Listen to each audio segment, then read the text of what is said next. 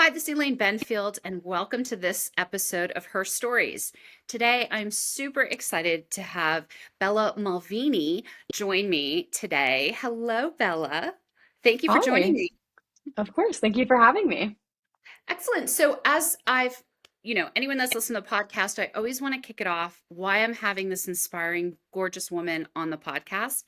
I met Bella maybe about 9, 10 months ago. And from the minute I met her, I found her super inspiring, insightful, knowledgeable, creative. She was a complete go-getter, wise beyond your years. And one of the things, we live on different coasts, your style was just incredible. And there was something about you, the minute we got off the phone, I was like, she's going to go places in life, and just was happy that you were in my sphere, in my world. So I'm thrilled to have you here. And I would love, if I'd love you to introduce yourself. What are you doing today? Let's start with that. But then I would love to, kind of step back and go into your childhood and just hear more about you. Yeah, totally. So obviously, hello, I'm Bella, and I am from Silicon Valley, so San Francisco Bay Area. I currently work at SAP as a global influencer marketing specialist, and I am, as of this week, the Instagram and TikTok lead. Very proud of that little title Yay. boost. Yes, yes. Um, but yeah, so I work with Elaine at SAP and I head our like short form video content platform. So primarily Instagram and TikTok, but I also dabble in YouTube. On the side, I do kind of just make some fun little videos for the internet. I'm a UGC content creator, which is user generated content. And sometimes brands will reach out to me to partner with them and just create content essentially for their pages. The ongoing partnership I do have is with a brand called Benefit Cosmetics. So anytime that they need any like fun content or anything like that, we partner together and create some fun ads and all that jazz. Yeah, and you're Other super than great on all the social oh, media. Like I love if anyone, I'll put your handles. I love you're fun and informative, and I love that. So we'll get into that thank more in you. a minute. Yeah, But yeah. But yeah, I mean that's just kind of me. That's kind of what I do. so one thing, when you and I first started talking, you and I have a similar background with having parents from from another country. So I wanted you to go through, talk to me about your childhood and kind of your background, because I find it super interesting, and that was something we clicked about. Yes, totally. So I am a Greek American. My mother was actually born in the States, but she didn't really learn English until she kind of just started attending school. So even though she is technically first generation, I honestly consider her an immigrant. She had a very sheltered and Greek life growing up, and that definitely has impacted the way that obviously she raised me and like my childhood experience.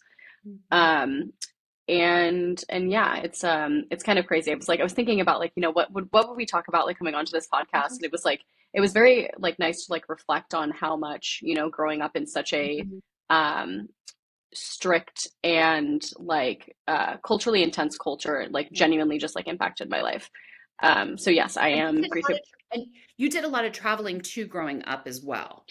So your Yeah, family. I would say we did a lot of traveling. I actually lived in Greece in the summer of 2018, which is an incredible experience. Yeah. Definitely didn't do as much traveling as I would like to do, like to have done. I feel like there's always opportunity for more. But yeah, spent a lot of my childhood just kind of running around and being around a bunch of different family members. For reference, my grandmother has 12 brothers and sisters, so Oh, very, wow. very big family. If you've seen my Big Fat Greek Wedding, it is an accurate depiction of my life to a Yeah, T. I Um, love it. I love it. Yeah, yeah. that's so then you ended up, tell us about college, because I think what you majored in is super interesting, and I want it to lead back to, how that impacts your job, and because I find it really interesting. So talk about Yeah. a little about college and what you did kind of leading into that. So when I originally went to college, I went to an art school and I actually majored in fashion marketing because that was kind of the direction that I wanted to take my life. I was there on a softball scholarship and was really adamant about playing that in college. Eventually, that didn't work out, and I ended up going to the University of Colorado Boulder. Um, but I was trying to get into the comm school and didn't get in, which ended up being a huge just like blessing in Mhm. disguise because I Yeah. studied sociology and women and gender studies. What made And you I pick didn't, it? Like, what how made did me that pick it? come about? Because I look at it like one of your handles is like, was it fashion school dropout or like Yeah. you wanted to go that way and then you kind of pivoted, which I find really interesting. But then what made you pick that major? So comms didn't work out, which, as you said, it's a blessing. But what made you want that? Because I did not do well in sociology. It is not somehow not my thing. But what Mhm. made you pick it? So there's actually a really interesting story, and it was one of those like epiphanies I had during college because, in all honesty, I picked it on default. I didn't get into the comm school off the bat, and I was like, okay, sociology seems interesting. Let's just do that. And my within sociology, I discovered my love for women and gender studies. Mhm. I consider myself, the ultimate feminist. I love learning about women. I love learning about what empowers women, and I think my childhood, being that my mother is essentially like an immigrant and from a very different culture that is not as, I would say, progressive or westernized, it definitely impacted the way that I viewed the world and the way that, and the experiences that I had just overall. My mother was very adamant, from a young age, that, I knew my value when I walked into spaces. And I think Yeah. that's very prevalent today within the way that I carry myself. But it's Um, interesting because your mom didn't have that. yes, Like, and that she my mom didn't 100% did either. not. She didn't have that in Germany. And I feel like that's what created you and I a very strong, women that really do have that foundation. It's interesting. Our mothers taught us almost to go the opposite of what they grew up with, which is really interesting. Yeah, and I feel like those are values that I definitely hold true to myself today. Mhm. Like I think I genuinely know the value that I carry as a person. And unfortunately, especially after studying women and gender studies and all that jazz, like I've learned so much about how women are taught that they don't deserve to take up space Mhm. and that their narrative isn't as important as, like, Yeah. as the narrative of men. Um, so I feel super grateful for that experience. But there's one story that, if you don't mind me sharing, that I'll share Yes, really I would love quickly. to. I'd love to hear. Yeah. When I was living in Greece, this was one of my first times going to Greece. I was probably, I think I just graduated high school, and my whole family was there, and we were going to the Horiot, which is the Greek village. And my grandmother was like, "Okay, you need to put on your high heels. We're going to a dirt village in the mountains of Greece." And my grandmother's like, "You need to put on, your best outfit, your best heels. We're going to the village. We're going to have dinner. We need to, like, put on a show for everyone." And I'm like, "Okay, yeah, yeah. Like, I respect you. If that's what you want to do, I'll do it." Uh-huh. So we get to the village, have this beautiful meal, and I had the best feta I've ever had in my life. I was Mhm. like, "Oh my goodness, this is like out of this world." It was so creamy, it was so delicious. I can remember the taste. It was incredible. And my uncle, who I'd kind of just met, he's like, "Oh, you like the feta?" And I was like, "Yeah, it's amazing. I like need to get some of this so I can take it home." And he was like, "Oh, the goat farmer around the corner made it. We should set you guys up to be married. We could get a lot for you." The amount of papers I have written based off of that one interaction is like the reason why I was so successful in college. I wrote so That's many awesome. papers I never heard that about, story. That's yeah, and great. I mean, I shared it so much in school. I think post college, I feel like the story is That's tired out. awesome. But there's so much it seems like so funny and like something to say in passing, but there's so much to unpack there Yeah. about, like, somebody, first of all, Yeah. placing value, and like a monetary value on me, and somebody that as if he doesn't know me at all, we're just related, and as if to him I'm still a property to be sold. Yeah. Yeah. So from that experience kind of allowed me to dive into Yeah. my love and, like, eager to learn, my eager to, just like understand better my own individual experience, but also how women across the world have these experiences all the time that are they seem so insignificant and seem so casual in passing, but actually have like really exponential impact and negative externalities on, the way that we live in society and the way that we see the world. Yeah. So that basically one encounter was how I decided to kind of like dive into sociology That's and women and gender studies. That's incredible. And I do think that was something that appealed to me when I met you, the confidence. I didn't have your confidence when I was your age, but I didn't know not to. Like I was driven, but your confidence, I do think that that's, if that's tied to, you studying, but it's innate. I do think you just naturally also have that. So I think that's part of your upbringing as well, and who you are as a woman. I think you naturally, which I think is so remarkable because you are like didn't have that. I still struggle, and so I feel like that's a really fabulous attribute. Um, and do you feel a lot of your friends have that type of confidence? Like, do you think your generation has that, or you're like, I got it. This is me. This is who I am. I'm going to own it. Because I feel like you really just, you have it. Do you see it in your friends and community as well? I think I'm definitely starting to more. Hmm. I feel like you kind of hit the nail on the head. I feel like I've known who I am from a very young age, which has been intimidating to a lot of people and like has labeled me as, excuse my language, but like being a bitch and being outspoken and all these other things. Because you have an And I always opinion. look, yeah, because I'm intelligent and I have an opinion, which, intimidates people sometimes. Intimidating is the one word that I've been told my entire life. Like you're so intimidating. And the way Yeah. that I look at that is people don't have the power to intimidate you unless you allow them to. Yeah, I think That that's totally true. Well, and I also think like you also I think it's hard you have a facade of, oh my God, you're stunning, but then it's like, oh, wait a second, talk to Bella for 1 minute and you'll be like, she's stunning, but she's also all this. She's confident, she's smart, she's knowledgeable, she has an opinion. Like that to me, I think, I also think we very much look at the surface and go, oh yes. And you don't the minute you talk, you're like, oh yeah, she's super smart. And I think that's also something that people probably aren't they're not ready for that almost to some degree to be like, oh, she's Yeah. also can be, intelligent. Yeah, and I definitely think that's true. But one thing that I do feel like, as especially as I'm becoming like a young adult and establishing myself in the world, it's kind of funny. All my best friends are in San Francisco. I've only been here for about a year. Are some of the most intelligent and driven people I've ever met in my life. Like we Mhm. have personalities are kind of across the board, Yeah, we talked about it. and That you're like everyone's different, but the commonality.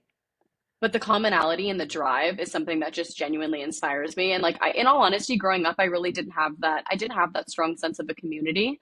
Hmm. Um, and like I mentioned earlier, to a lot of people, it is really intimidating to know who you are when you're going through so Hmm. much, change in life. You're trying to find yourself and all these things. And yeah, so since being a young adult, I have found my community and my people, which is something I'm so grateful for. Just like to one of my friends, I feel like I need to like just give you a picture of her. She's like the one of the friends that I dreamed of having one day in terms of her intelligence and her drive. She has an MBA from or I'm sorry, not an MBA from Stanford. She has she undergrad and post grad degree from Stanford. So she has a master's from Stanford. She's getting her CPA license and is gonna in her is in the process of getting her MBA from UPenn. Like, and That's that's like awesome. just somebody who's driven like that and like inspires me to, you know, to be better and to want more for And it's your myself. circle. So you each boost each other up with what you do, which is also wonderful. You're aligned with really strong women that are successful too. Yeah.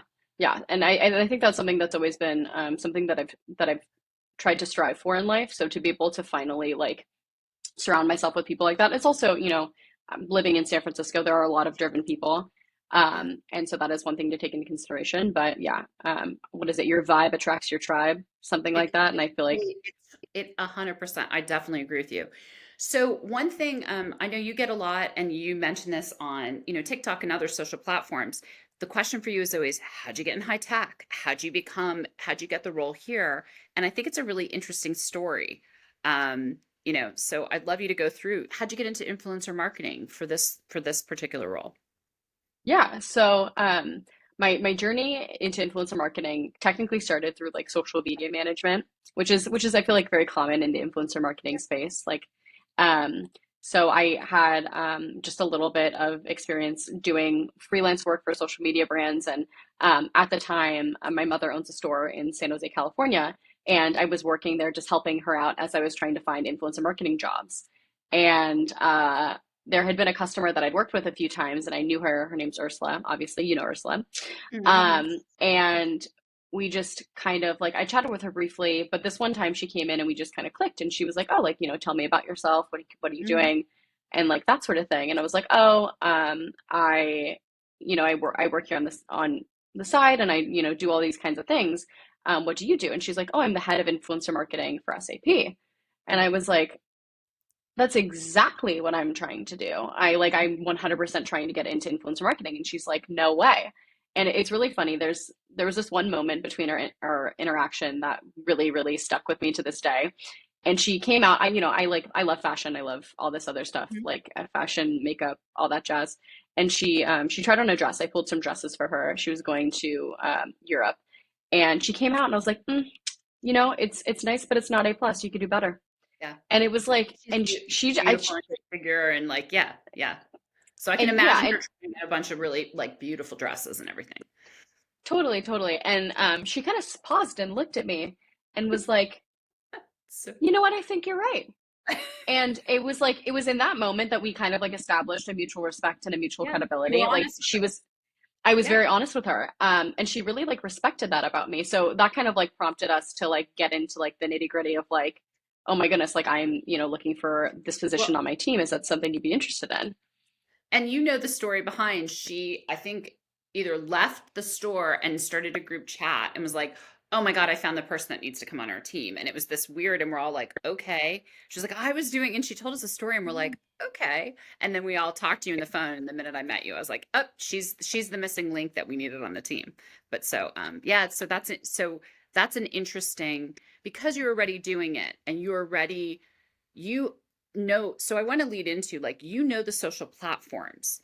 I find you really interesting. You know the trends about TikTok, you know, how do you learn that? Because I think when people think influencer marketing, they forget there's the whole platform that you want to promote on for content.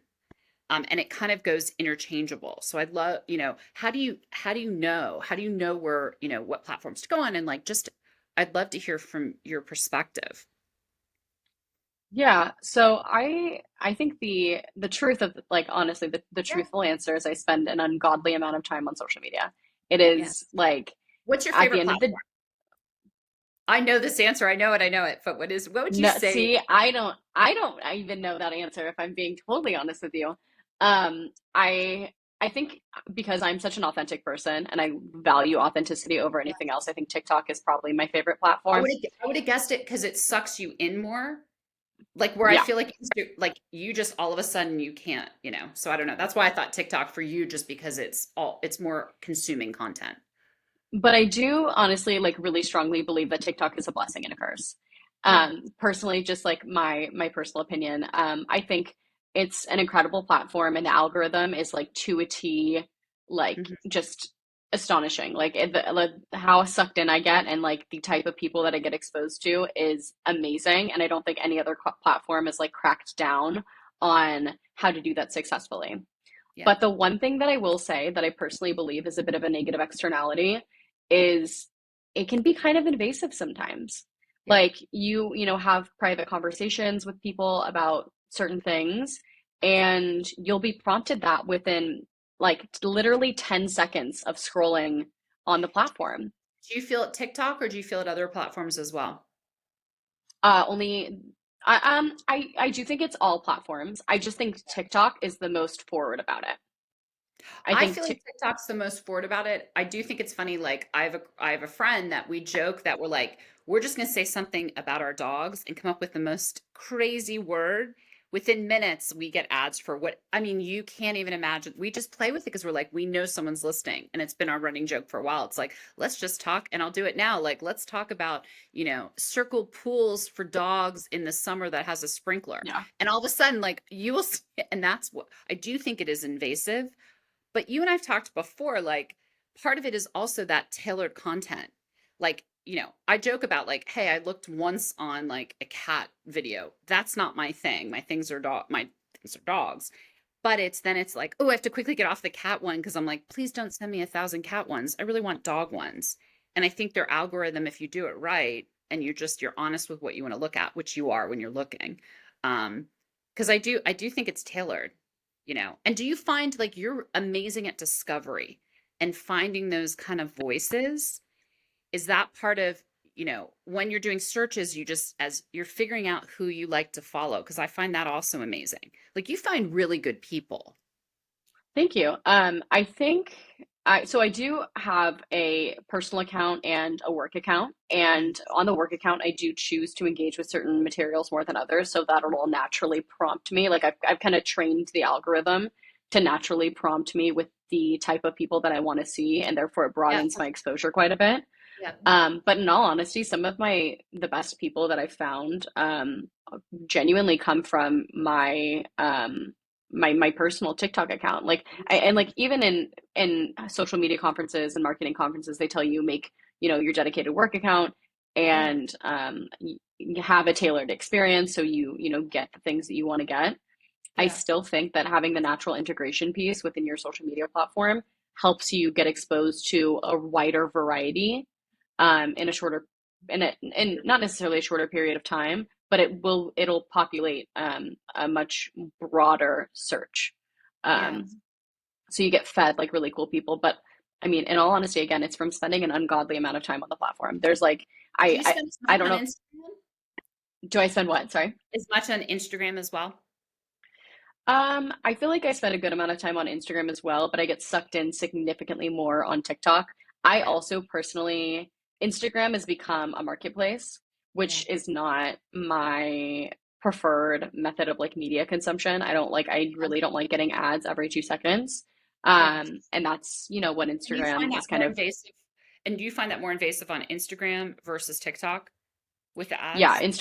Instagram is definitely more ad heavy. TikTok is also becoming a little bit more ad heavy, but it's not as consistent, I don't think.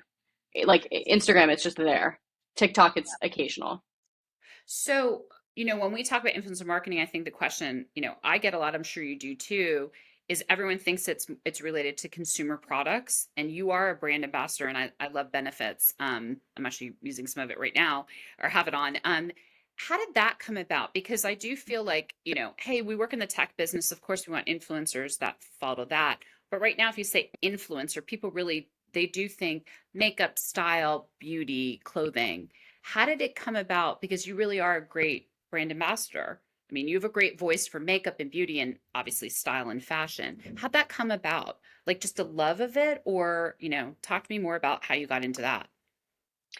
Yeah, so when I was in high school, I kind of found I would say, love for makeup. It was also really like media heavy time in the makeup world. Like the beauty industry was booming, specifically around like I would say 2015 to like 2017. It's like Mhm. really when makeup just kind of like took off on Instagram. So I was definitely in that space, but I have always been somebody that's really into makeup, but not super, super aggressive and heavy makeup. Yeah. And so I'd always do my makeup myself for different Mhm. events, for school, for social media. And people would be like, "Oh my God, who did your makeup?" And I was like, "Me." I was like, Yeah. "It's just me." And Um, you taught it to yourself. Like, did you look at yeah, YouTube videos? Like, dumb, but of like, how did course.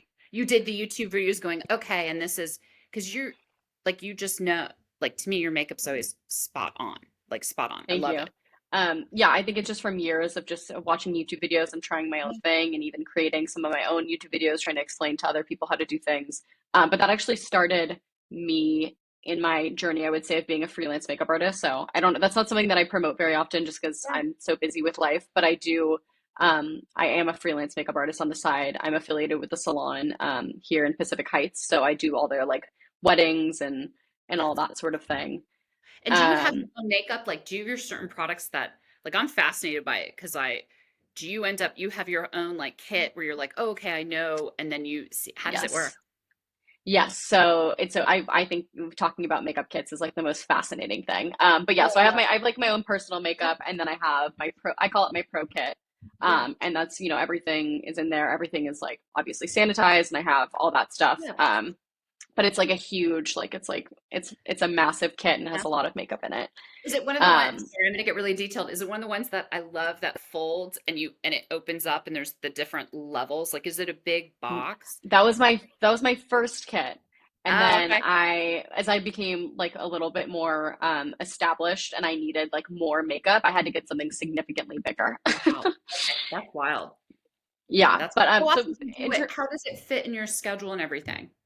so usually it's just on the weekends. So that's kind of nice. It's also like, I mean, honestly, it's a very, very lucrative side hustle. So it's like a really, Yeah. really fun thing to do. Yeah. I would never want to take it full time for myself just because I don't want to take something I love and like make it my job. Mhm. I feel like it would just deteriorate my love for it a little bit, and I want I to think hold that on with and every I want yeah, to I hold think on to her and make her precious for as long as I can. yeah. Um, So did but it's you sorry, so then you were doing that and then what happened? How did it lead to, kind of that's what so so I feel like because of that and because of Mhm. having my own makeup company and just like loving to talk about makeup products on the internet, it eventually got the attention of one of my old family friends who ended up working at Benefit Cosmetics as their influencer relations manager. Wow. And she followed me and she was like, "Hey, would you ever consider like making content for Benefit?" And I was like, "Of course I would. That would be an amazing, I would love to. That'd be like my dream." So the first partnerships that we did with them, it was just like purely just like a makeup trade. They gave me honestly probably like a few $1,000s worth of makeup, and we're just Yeah. like, we need 2 videos. Can you like, here's what we're looking for. Can you do it? And I did it, and it was very successful. One of them was an ad that generated about 11 million views. They Oh, promoted as, they didn't tell me they were promoting it as an ad. So my roommate in college was like downstairs screaming like, "Bella, you're on my TikTok right now. You're on my For You page." And I was like, "What?" And I that's looked it up, incredible.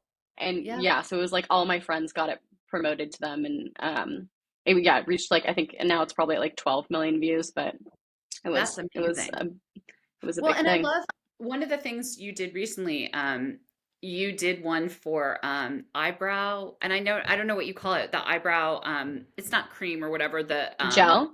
gel. Thank you. I was like, what's the word gel? You did it, but I what I love is you're really authentic. Like, and you and I've talked about this before. We can see a mile away someone who's like dialing it in. They don't really believe in the product. You really do believe in the product, and you're really honest, going, "Oh, well, you gave great tips how to use the product." Does that just come naturally? Because it's like, I know you're not BSing. And that's part of I love makeup so much, but there's some people I'm like, nope, because they don't sound authentic to me. And I talk about that a lot. You're naturally authentic because you're if you don't like it, you're not gonna want to promote it. That's who you are. And do you Yeah. feel like, how does that reside with you? Do you feel the same way, like just being you're authentic? Because you're really honest, but yet Yeah, you and I give tips. um I think my strength and my fault is that I have a lot to say. Mm. I have opinions about when I interact with the product, and like the way that I honestly view social media, like I've had people ask me like, "Hey, how do you just like talk to the camera? How do you like do these things?" And the way that I look at it is I'm talking to a friend. Like, Yeah. I don't think about all, my stories, for example, probably get like around like 700 views Yeah. per story. And I don't look at that as like I'm talking to 700 different people. I look at it as a community. Yeah. And there are people that, DM me and ask me for product recommendations, and they want to know how does this work? What would you recommend? This is what I'm looking for. And to me, that's honestly the most flattering Yeah. thing ever. That you trust me to go out of your way and text me, and you want to know what you should get, what you should use. That's such a compliment to me. And it's a relationship that I would never want to jeopardize. Yeah. And I Because people genuinely look respect at, you. Yeah, people yeah. respect you and follow you for and you were great with me. Anyone that knows, like I'm on TikTok, and Bella was the fabulous person when I said, "Oh, I want to try this," and you were so great with me, being like, "Just be yourself, be honest, share pieces of you that you want to." And that's what I think you do with the makeup and with whatever brand or whatever, like fashion. You're great about like, hey, you have to follow Bella because I feel like it's so fun. I'm like, what is she wearing today? And I get like super excited about like, you have great style. And I think that just really comes through. So you love that. But then we've had this conversation. You're so good in tech. You've picked up, SAP's been around 50 years. Like you really get the technology piece too. Would you ever, do would you ever want to go focus more on the brand with makeup and style and fashion, or would you like kind of that you have two sides of you? Like I look at you as going, "Oh, I see you all day long." And I'm like, "Oh, she's in the technology space. We do these programs. You're amazing driving content." That to me is amazing and, campaigns and whatnot. But then I'm like, "Oh, and the other side, I'm like, oh, what is she wearing today? And what am I going to look at?" Do you like having kind of those two sides of your personality? Because you thrive in both. Yeah, I would definitely say I look at beauty and fashion for myself as a hobby and a creative form of expression. Um, Interesting. I Okay. I think they're amazing things. And like there was a period in my life where I was like, oh, I would really like to be an influencer, but there's so much that you have to sacrifice in order to make that happen. And I Yeah. decided a few years ago that those were sacrifices that I personally wasn't willing to make for Yeah. myself. And I think that's different for everybody. Yeah. So I kind of knew that I wanted to, I've kind of always wanted to go into tech and to challenge myself. I'm not a very technical person personally. So I will like fully admit that it's definitely been a challenge transitioning from being such a creative Yes, selling something to different. Yeah, to it's yeah to telling a different story. yeah. But I will say one of my reasons for being so successful is having such a strong support system of people that have been in the industry for such a long time, people that do have a much more developed understanding of technology than I do, and being able to learn from them. I think that's one of the reasons I've been very successful in my position. And yeah, But I I would I but I feel like, being almost like a brand ambassador for either technology or like whatever you're doing, those skills are transferable. You have the skill set to me that, you could stay in technology, you absolutely. But then, do you picture yourself having a few more products that you want to help endorse? Like, would you like to have, like, what's the kind of combination? Would you like to say, hey, I want to have two or three products that I endorse or recommend, and I'm an ambassador for them, and then have my other day job? Like, what would be kind of a dream combination for you? Like work and it's kind of a hard, but I'm kind of curious if like benefits is amazing. Would it be like a clothing line or something doing that as well? Like, where do you see kind of that split? Or do you like kind of the combination you have now? I like the combination I have now. I think that's a really tough question in all honesty because I think I love influencer marketing, whether it be B2C, promoting products, Mhm. or if it's B2B. I think one of the reasons why I see a longer term future with B2B over B2C is because B2C is always constantly changing. And I mean, Mhm. obviously Yes, B2B evolves too as technology progresses and things slower. like that. But when I think of influencer marketing, I really do think of um, I hate to, this might sound like a downer, but like the negative externalities of hyperconsumption, especially in the B2C space. Yes. I think there's so much that media throws at, young women and young men and people in general, and obviously people that are not non-binary as well.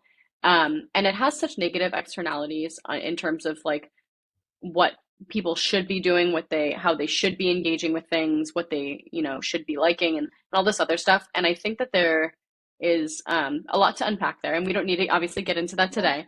But personally, for me, I would prefer to work for an influencer marketing team longer term that, promotes something that is benefiting the world. Yeah. And with products, sometimes that gets a little difficult and tricky. Yeah. And yeah, because hyperconsumption is like something that I always try to be mindful of in the B2C space that's really prevalent. Yes. And Especially is now. so, But I do feel like you and I say this lovingly, like your generation is really more aware of that. Like yeah, and we didn't have as many options, but now I feel like you have so many options, but you're being more cautious. Like I do feel, and I'd love to hear more of your thoughts on it. Companies that are ethical, like people I can't imagine you go with a company and like even products, like, how is everything ethically sourced? And like, I think you're an educated consumer. And, you know, and I'd love to hear, like, to me, you really are. Um, and is that I, something that's I, really yeah, important for you as well? I think personally that's something that is really important to me. Like when I was even looking at jobs in the, influencer marketing space, like even, to this day, there's certain companies that I won't, express my Mhm. interest in if I know that it doesn't align with me. Like, yes, that could be conceptually or on paper like the dream job, but if the company doesn't align with my values, it's not something that I want to pursue. And that definitely, impacts decisions that I make. So I do really like, to answer your question, I do Yes. really like the moderation of kind of like doing both. I Yes. think there are like definitely brands in the B2C space where like the direct to consumer space um that are doing great things and Yeah. are making positive changes. So I don't want to discredit the whole Yeah, industry and of say, course. no, I won't do it. course. But it's Um, also a but balance. You really do like the high tech. So it's but almost I like do mission really like high set. tech. I think you brought up something earlier, like you want to have this is your love. You love it. You don't want to, it's protected. You love the beauty and fashion and style, but then you get the other side, and technology, and you do have almost a really great combination. And why, you don't need to muddy it. It can be completely separate. But then there's some points, some of the stuff really does come together. And I've seen that with some of the programs we've worked on. So I think Mhm. that's interesting as well. Yeah, and one last point that I'll make with my love, but not necessarily wanting to immerse myself in B2C, is Yeah. that I feel like, at least from a like a personal branding standpoint, and like not wanting to get into having certain brands that I affiliate with and like having my own relationship with them, a lot of that has to do with, I think personally, just the stage that I'm in life. Hmm. I feel like I'm evolving so much as a person right now in like so many different directions, and I would want to create a partnership or an affiliation of a brand that evolves with me. Yeah. And like even though I like something with like within a certain period, things could change, and like my relationship with that product or my relationship with that brand could change and evolve over time. And so that's kind of why I don't I necessarily love want to have I love that. have a like, a strict partnership with like a Yeah. certain brand. I love that. I think, and I'm so much older than you, but there's a lot of, I grew up with such the 80s models. There's a lot of those that are still like, whether it be Revlon, whether it be like, I love Paulina Pasakova. I'm saying her name completely wrong, but she's like, I'm still with some of these products. I've evolved with them, and these consumer brands have stayed with me. And even though I'm 50, whatever, I think she's 56, she's breathtaking. She's always been breathtaking. She'll always be breathtaking, but I love it's her narrative that they've stayed with her. And to me, those are the brands that I'm like, yeah, I'm not 20 anymore, but now take me to the next part. So I'd be curious, like, yeah, that's to see you evolve as a human as you're growing. To have that consumer brand be aligned is really, that's a really great observation because it's true. You don't want be something to be stagnant and like, oh, this short snapshot of time. You evolve every day. You especially to me evolve every day, which is Thank you. incredible. You're growing and expanding, and learning really. I'd be curious, like, I mean, I feel like I could talk to you forever, and I find you so interesting. If we talk a year from now, where would you hope to be when we talk 5 years from now? Who do you want to be as a person? And like high goals for you in the start as you're really launching your career into a great direction. Where do you see yourself in a year and then like 5 years? In a year, I feel like I genuinely have no idea. I feel like in a year, if I have grown like as a person, that will that will be a success. That to me at this point in my life, that is a measurement of success. Yeah. Um, and career wise, I definitely would like to be an influencer marketing lead, influencer marketing manager for a company whose values align with my values. I think 1 year is still pretty short term. So like that's like ideally I would like to have a manager title of some kind or a lead title of some kind. That's awesome. Um, in 5 years from now, I think my goal is to be a creative director of some kind, whether it be for the B2B space, B2C space. Yeah. Um, I definitely think within 5 years I can definitely get to that to that level. No, Um, no doubt in my mind. Either one. yeah. And I would love to just be a creative director. I think that's like it's the intersection of all the skills that I feel like I have and embody. Mhm. And I think one of my gifts as a person is like I love to empower people, and I love to essentially just like I'm not a bullshitter. I love complimenting people. I love lifting people up. Yeah, But you in and a I, way that's you and like I are very similar that way. That's like I just making other people happy and be positive to help support makes me happy. It makes me happy just through and yeah, through. And you're the same. and that genuine connection piece is something that I always strive to have with people, whether, it's somebody who I don't really know very well or if it's somebody that's very close to me. I just think those are the things that add value to my life. So I think that position would be a great intersection of all of those things. And I think I'd be very successful in it. Yeah, that's 100%, 1,000% agree. If you are gonna, I didn't ask you this before, but if you're gonna give advice to someone kind of starting out, graduating from college, you're a great inspiration for them. What advice do you have? What would you tell, someone? And there's so much advice you could give, but if you could give, what would you tell someone that's graduating going, because I have something I think you would say, but I want to hear your answer and then I'll tell you what I think. I'm so curious to hear what you would say.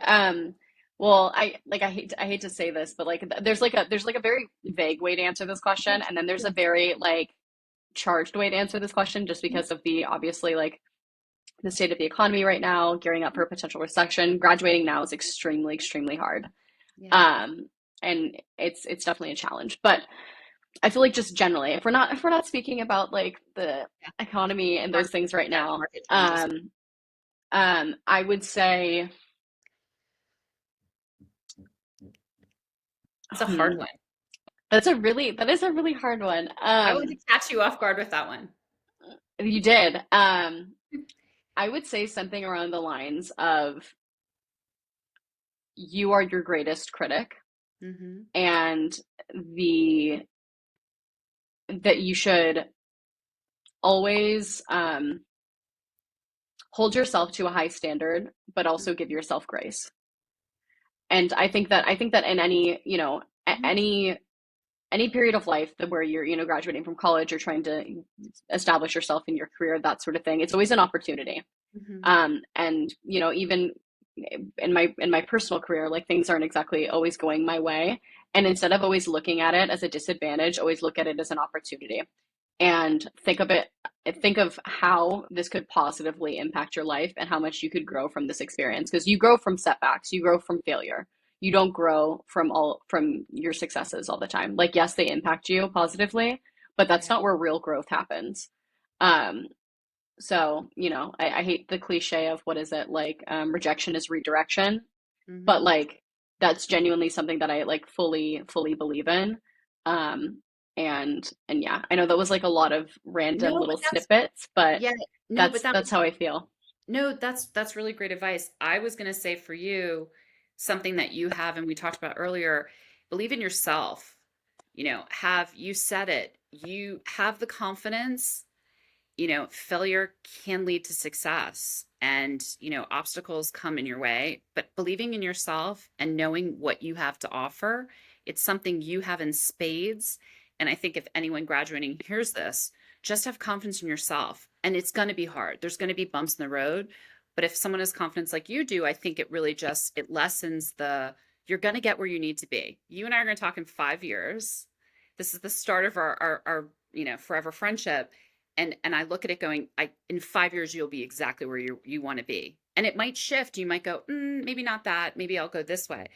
But that confidence, I think, will lead you to just greatness because you're on your way. um, but Thank you. no, I totally, it's the truth and honesty. You inspire me every day, and the question I ask everyone is because of Bella. This is the question when I went to Bella and said, "Hey, I'm doing this podcast and I really want everyone to have one question." Bella helped me kind of go through it. And so I'm going to now turn it over to the woman behind the question I ask everyone forever. What empowers you, Bella? I would say there's two things. There's one thing that I came into this podcast like knowing that I wanted to say, and there was another one that snuck up on me because you see me in such a light that I like I'm so flattered by. Um, the first thing that I want to say is that I think change empowers me.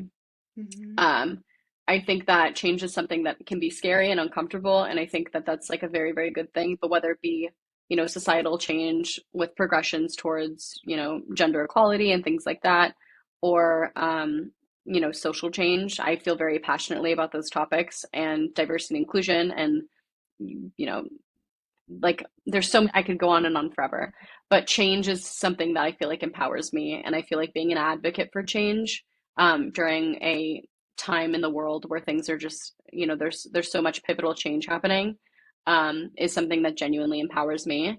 And then the second thing that I want to say is empowering others empowers me.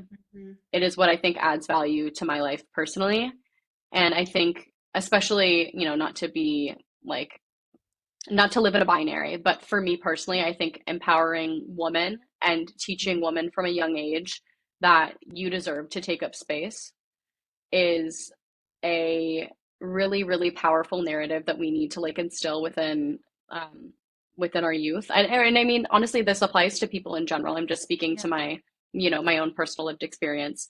Yes. I think a lot of people are often taught that they don't deserve to take up space, but Yeah. I think knowing your value is really important in this world, and we need to appreciate others for their value And their and yeah, differences. just And their and their differences. differences. Yeah, Yeah. 100%. So Oh, those are my those two are things. Oh, they're wonderful. And, Bella, it's a pleasure to know you as a human, as a colleague, as a friend. You really do inspire me. I'm excited to see what your next adventures will lead you in life and personally and professionally.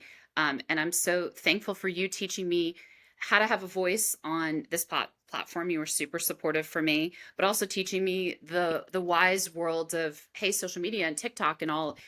I love your pulse on, all the things you touch really are incredible. And I'm thankful you're in my world. So thank you Thank so you. much for joining Her Stories. I would love to have you come back another time. And, there's so many things we talk about regularly. I'd love to have you come back and speak about other topics as well. Thank you. Thank you. Thank you for this opportunity. This has been so much fun. Thank you. Everyone, next time, look forward to seeing you in Her Stories. And thanks again, Bella, for joining.